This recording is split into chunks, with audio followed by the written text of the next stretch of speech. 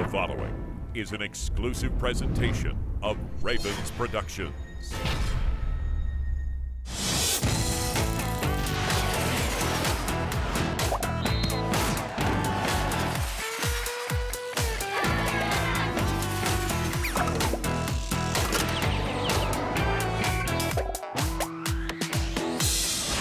What's up, Ravens fans? Welcome into a fresh edition of Ravens Unscripted. As always, coming to you from the Under Armour Performance Center. Well, there was a disappointing loss in Carolina last week, but it's Steelers week, so plenty to get into. Let me introduce the panel. We've got Garrett Downey and Cliff Brown of Ravens Media, and Luke Jones back with us of WNST. And guys, let's start with 4 downs.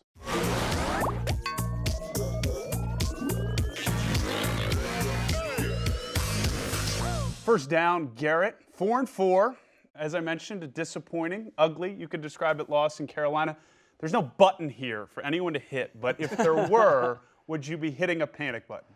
I would be hitting a panic button, and let me be clear with what I mean by that. I think that this is a team that could still get to the postseason if they put wins together, and that has to start Sunday against the Steelers. But I'm hitting the panic button in the sense that this was the first game that the Ravens lost that you couldn't really explain away. You know, every other loss earlier this season, you kind of had an explanation for it. This one, they just got beaten every single phase, and I think that everybody's kind of looking at themselves and saying, whoa, I thought this was supposed to be a really good team. And I thought that Joe Flacco summed it up best post-game when he was asked, are you shocked that you're 4-4 at this point? Because I am. I'm really surprised that the team is 4-4 at this point. And Joe Flacco's shocked as well, and he's surprised by that. So I'm hitting the panic button in the sense that this game exposed some things, I think, with this team that they need to go and fix. But I do still think they have the ability to fix that, and they could make a run if it happens quickly. Let me just before you, what would those things be if you could just quickly list them? Because I find this interesting because you watch this team as much as anybody. Yeah, I think over the middle of the field, they need to be able to, first of all, they need to get a pass rush. They haven't got a pass rush the past couple of weeks. Over the middle of the field, they're getting picked on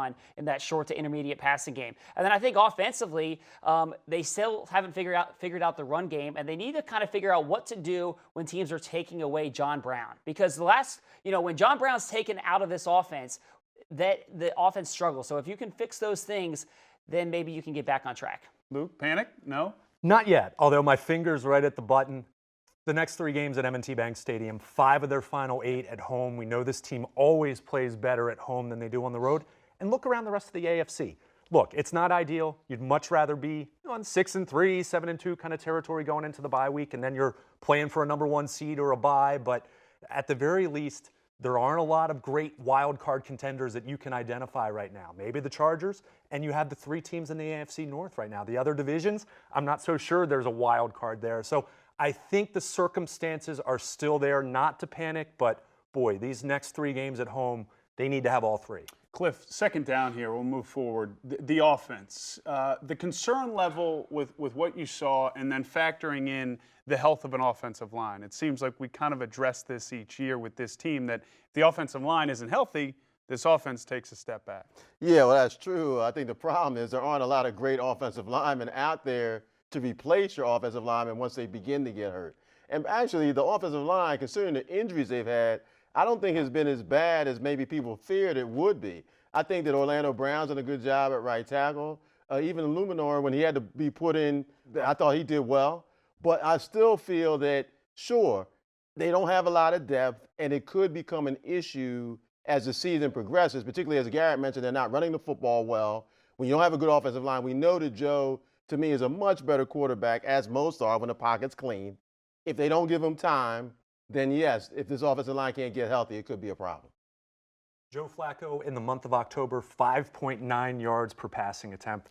That sounds a lot like last year. I think the lack of a running game and the Ravens being too one-dimensional, it's hurting them. I don't know how much better the run game can get, but they need to try to find a way to be a little more balanced and put a little less on the passing game. Garrett, third down. This defense, we saw it through the first 6 games. I mean, it was basically, if not the best, near the top in most categories. Was that a bit of fool's gold now that they've faced unfamiliar opponents, and at least in the Saints and Cam Newton, some really elite level offenses. Well, they are facing better teams since the Saints and the Panthers, that's for sure. But I do think that this defense has the tools and the weapons. I think that the loss of Marlon Humphrey the past couple of weeks has hurt, and I know we're going to talk about that more. The other thing, too, that I would say is John Harbaugh pointed out during his press conference on Monday that teams are playing them differently, game plan-wise, than they did earlier in the year, and that's getting the ball out quickly. That's not really allowing the Ravens' pass rush and aggressiveness to be used to their advantage. So I think that teams have kind of adjusted the way that they're playing, and now it's up to the Ravens to come up with that counterpunch. And I think that's going to be really important to see how they do that against the Steelers on Sunday. They've got to get some pressure on quarterbacks. I mean, no matter how they do it, whether they have to blitz more, when you can't get pressure on quarterbacks and the kind of quarterbacks they're going to face, then they're going to continue to have trouble stopping people. Yeah, you think about it, the games they've struggled, whether it was Cincinnati and getting the ball out quick, those type of offenses, Luke, seem to really neutralize what this defense is best at. 7 takeaways in 8 games. This team had 10 takeaways in the first 2 weeks last year. Playing a close game like against New Orleans, you need that game-changing turnover. Trying to get back into a game when you're trailing by 2 or 3 possessions, you need that game-changing turnover. As great as this defense has been statistically so far, that's the one area that's been lacking. And they kind of work in conjunction with each other. You get a pass rush, then all of a sudden the turnovers follow.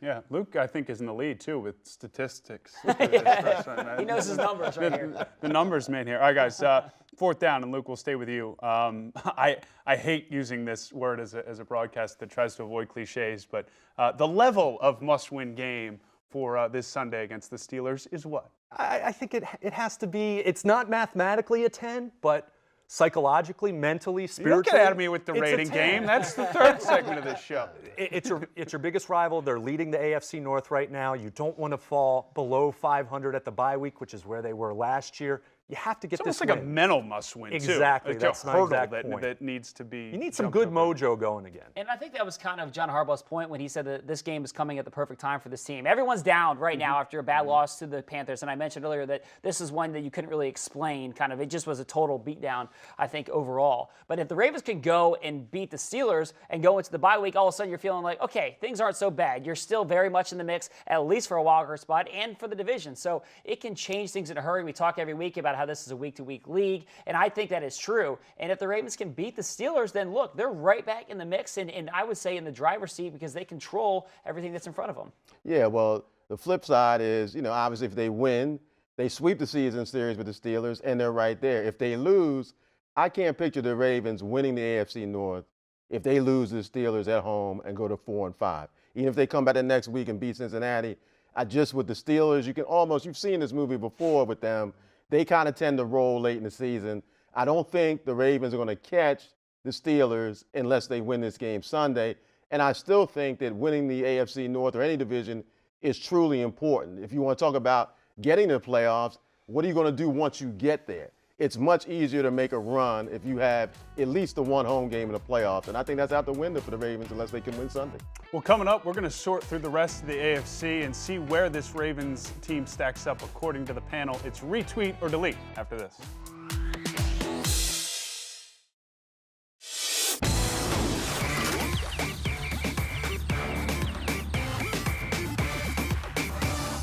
We love social media here on Ravens Unscripted. It's always fun to dive into, especially after a loss. Everyone's so positive. So retweet or delete here is next. And the way this works, I'll read some Ravens-related tweets, and the panel will decide if they agree with it, with the retweet, the birdie, thanks Garrett, and then, or they disagree, a delete, simple X. So here we go. First up, and this is from my opinion. That's to the point. The NFL is made up of contenders, pretenders, and a bunch of middle-of-the-pack teams. The Ravens are a middle-of-the-pack team.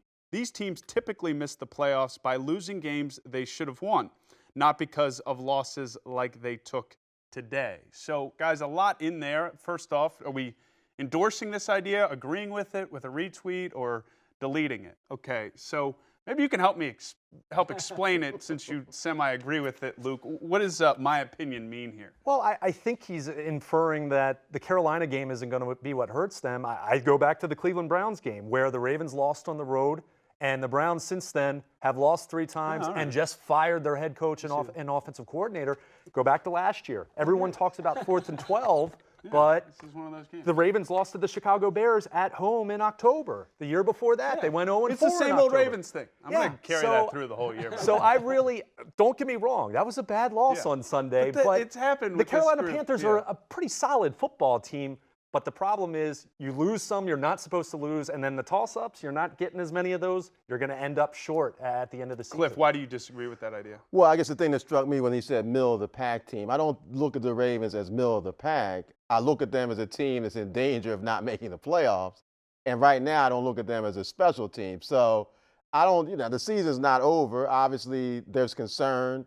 I think everyone who's watched this team is fearful now that they're watching a movie that they've already seen before the past 3 years. I think that's kind of the elephant in the room, that none of us have a crystal ball, but we've kind of seen this pattern where the Ravens just hover around enough to just miss the playoffs. Garrett, quickly. I would agree with Cliff. I think that they are a contender in the sense of being a team that will contend for a playoff spot. I still think that's very much on the table. So I'm not necessarily saying, I just miss the notion that there's these specific categories. And I would say it's a little early to really set, I mean, just a TV thought. We don't put the playoff picture up this early in the season, but I'm with you. I think this is that game that this team or this organization has dropped in years past. And to be clear, I'm not writing them off, but they're a 4-4 football team. That's the middle of the pack in the NFL at this point in time. All right, next up here as I move this tablet, we're friends. At Rick Ritter WJZ, dropping some fire here. A ton of comments about Lamar Jackson. I wouldn't pull the plug on Flacco yet. Don't think that's the answer. But a few more losses like this, and it should be Jackson's turn. When you invest in a QB in the first round, this is the type of noise you have to expect. So here we go. Across the board, we've got you don't feel like you have to I will disagree. Explain, but I'm not going to disagree from a standpoint of if they lose 3 of their next 4, this team's not making the playoffs, and you get to a point where you did draft your quarterback in the first round, your hypothetical quarterback of the future, and you need to find out about him. If you're not going to be in the playoff hunt at the end of the season, that's assuming Joe Flacco is probably not playing at a high level. I think there's an argument to be made. Now, is that week 13? Is that week 15? Yeah. I don't know, but I don't think it should just be no matter what happens over the next month. I mean, if this thing derails, if this thing goes off the rails, I think there's absolutely an argument to be made that Lamar Jackson plays. I mean, Garrett, sure, if things side. go completely off the rails, then I can see that being the case. But I don't think at this point I'm even really willing to go down that path, just in the sense that, I mean, if we would have been having this conversation a week ago, everyone would have laughed this off because you're looking at it, and Joe Flacco's having one of the best seasons of his career. Yeah. So bad game.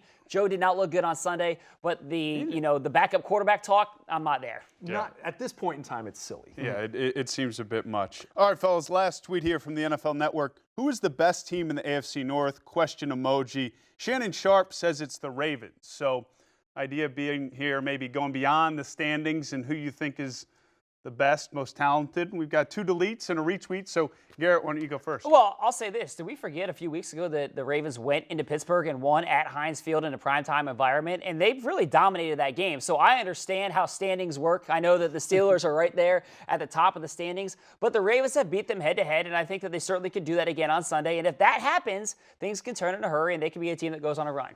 Yeah, obviously that could happen, Garrett. My concern is that they already have 2 losses in the division.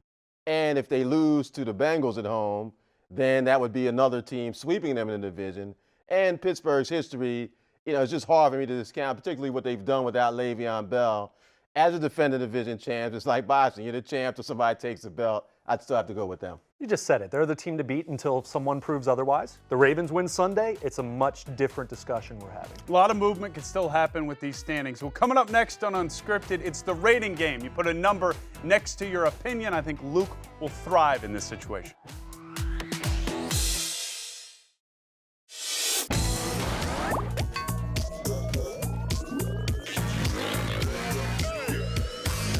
Welcome back to the Unscripted Couch. Time for the rating game. The way this works is we'll present some Ravens topics, and the panel will put a number next to their opinion, often 1 through 10. First up, grade the Ravens through the first 8 games of the season.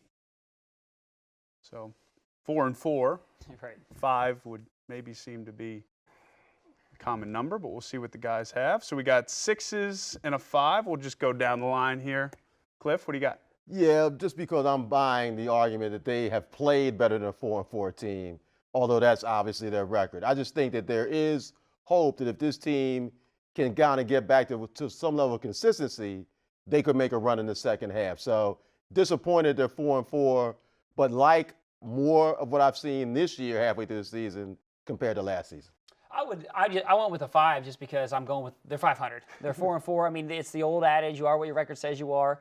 And a number of guys talked about that after the game this week. So I just think, at this point, they're right there in the middle of the road. And I think they can make a run. But again, some things have to change. You have to do it. I mean, they are 500. I gave them the extra bump from 5 to 6 because it's an odd 500. I mean, the way they lost the Saints game and they looked better. I mean, and then Cleveland, I guess, is just hard for people to wrap their brains around. But I think from the eyeball test, better defense than last year. I still believe that, even if there are some flaws that they need to address offensively. I still think the body of work is better than last year, but they have to go out and do it. And you can keep convincing yourself that this is a good team, but 4-4 is 4-4. All right, let's move on. Marlon Humphrey is the new Jimmy Smith. So the explanation here, guys, would be that when he's absent from the lineup, as he has been the last 2 games, it really has an effect on the defense. We've seen this in years past when Jimmy was banged up or out of the lineup for whatever reason. So, Cliff, you got a 9. We'll save you. You're not buying this as much, Garrett, as a real idea. I'm not, and I think Marlon Humphrey's really good, and I think the Ravens have missed him the past couple of weeks. But I don't think that his absence is really what completely turned the defense, particularly against Carolina. I don't think that Carolina was necessarily attacking Jimmy Smith. You can maybe make the case that the Saints were going after him with Michael Thomas. I buy that a little bit, but I also think Jimmy got called for some kind of bogus pass interference calls in that Saints game that made it look a little bit worse. So I don't think Jimmy's playing at as high of a level as he has in previous years, and I do think the Ravens have missed Marlon Humphrey, but I don't think that Marlon's absence is the reason that the defense has struggled the past 2 weeks. I think it's important to note they've played much better teams the last 2 weeks, specifically against New Orleans, who scores points against everybody. So I think the level of competition skews this, making this more noticeable than it probably would be under normal circumstances, but Jimmy Smith's not playing close to the level that we've seen him play in the past. So my answer is more about Jimmy Smith than Marlon Humphrey, who I think is still an ascending player as a first-round pick a year ago, but he's not at that Pro Bowl level yet that Jimmy Smith has at least gotten close to in the past. You're completely buying this idea, Cliff, right? You were at 9, by the way. Yeah, I mean, I feel that Marlon Humphrey right now is their best corner, and I also feel that the way football is played now, you need someone, just like Garrett's point about taking away John Brown, who can kind of take away or totally take away the other team's top receiver. And we don't know how long Marlon's going to be out, but the longer he is out and these 2 games that they've missed him, I think that it just makes the Ravens defense so much easier for them to take away the biggest strength and then do some of the things that they haven't been doing. Even the pass rush, I think, has been affected by Marlon's absence because sometimes receivers are getting open quickly now, too quickly for the rush to get there. I think Humphrey, corners, there's a reason why they make so much money. I don't know if he's a top-end corner now, but he certainly is getting to that level, the best the Ravens have. I don't see them getting through this gauntlet that they face if he's not healthy and doing it like he was early in the season. All right, last up, guys, and let's try and plow through this one because it is numbers-based. But odds of the Ravens winning the AFC North, 10 being they've got it locked, 1 being obviously major concern. And this goes really to the forecasting of things. We addressed where they stand in it right now, and I think that was pretty obvious. But looking forward, as you guys had mentioned, 10 being they've got this division. All right, so we got 2 guys hedging pretty heavily. Garrett, we'll start with you. And again, guys, let's move through these. I just look at it. The Ravens have a lot of home games in the second half of the season. They go this week. They can turn things around in a hurry with wins over the Steelers and the Bengals. And so I just based it on the home schedule down the stretch. Pittsburgh's a team to beat. Ravens, I have second most likely. Cincinnati lagging behind. Yeah, they win these next 2. They're right there. They don't, then no way. Well, guys, it might have been a tough loss, but this was a lot of fun. Really enjoyed it. And everybody enjoy what's always a special week in Baltimore. The Steelers come to town, and we'll be right back here on the couch to react to it all next week. Enjoy the game.